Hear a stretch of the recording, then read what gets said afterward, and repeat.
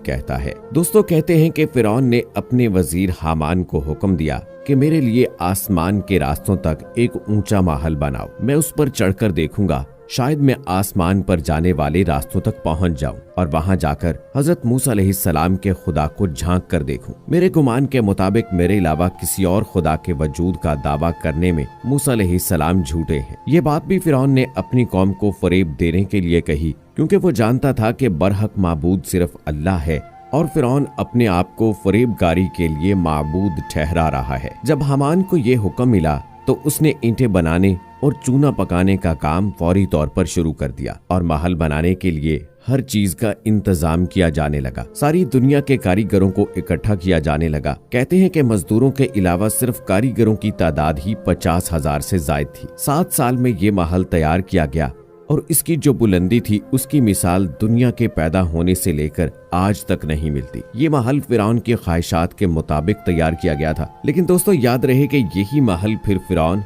और इसकी कौम की तबाही का जरिया भी बनता है। और अल्लाह ताला ने अपनी कुदरत से इसी महल के अंदर हजरत मूसा अलैहिस्सलाम को पाला और फिर अपने प्यारे रसूल को जब नबूवत दी और हजरत मूसा अलैहिस्सलाम ने अल्लाह का नाम बुलंद किया तो फिरौन का जवाल शुरू हुआ। दोस्तों आज के वीडियो में आपको फिरौन के महल के कुछ खुफिया रास्तों के बारे में आगाह करेंगे, लिहाजा जरूरी है कि इस वीडियो को आखिर तक लाजमी देखिएगा। और अगर आपने अभी तक हमारा चैनल मकतब टीवी सब्सक्राइब नहीं किया है तो अभी सब्सक्राइब कर लीजिए, साथ में लगे बेल आइकॉन को भी जरूर प्रेस कीजिएगा ताकि लेटेस्ट अपलोड होने वाली हमारी वीडियोस का नोटिफिकेशन आपको बर वक्त मिलता रहे।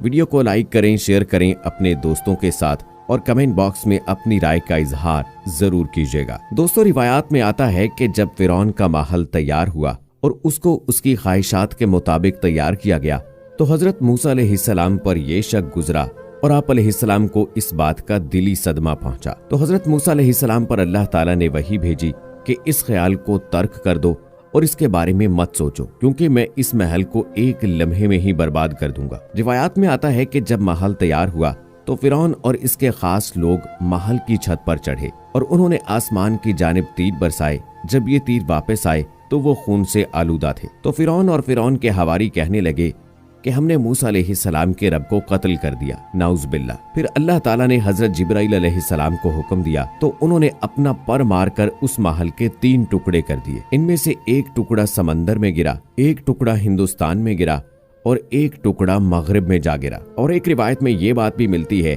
कि इनमें से एक टुकड़ा फिरौन की कौम पर भी गिरा था, जिससे फिरौन की कौम के 10 लाख लोग हलाक हो गए थे। और ये भी मशहूर है कि जिन लोगों ने ये महल तैयार किया था वो लोग भी डूबकर या जलकर या किसी दूसरी आफत का शिकार होकर मर गए थे। यूं अल्लाह ताला ने फिरौन के इस महल को तलुए आफ्ताब और गुरूबे आफ्ताब के दरमियानी वक्त में तबाह कर डाला। जब फिरौन ने यह मनाजर देखे तो उसने हजरत मूसा अलैहिस्सलाम से जंग शुरू कर दी और अल्लाह ने उसको मुख्तलिफ मौजज़ों से आजमाया और इन मौजज़ों में यदे बैजा, तूफान, टिड्डी दल, खून, सूरतों का बदल जाना और दुनिया का फट जाना शामिल था। कहते हैं कि फिरौन ने खुदाई का दावा करने से पहले ये महल तैयार करवाया था और उसने मरकजी दरवाजे पर बिस्मिल्लाहिर्रहमानिर्रहीम लिखवा रखा था। और जब मूसा अलैहिस्सलाम ने उसको अल्लाह ताला की तरफ बुलाया और उसको दावत दी तो उसने इनकार किया और सरकशी इख्तियार कर ली। हजरत मूसा अलैहिस्सलाम ने फरमाया, ऐ अल्लाह, मैं फिरौन को बार बार आपकी तरफ बुलाता हूँ लेकिन मुझे इसमें कोई भलाई नजर नहीं आती। और अल्लाह ताला ने फरमाया, ऐ मूसा, तुम इसे हलाक कर देना चाहते हो?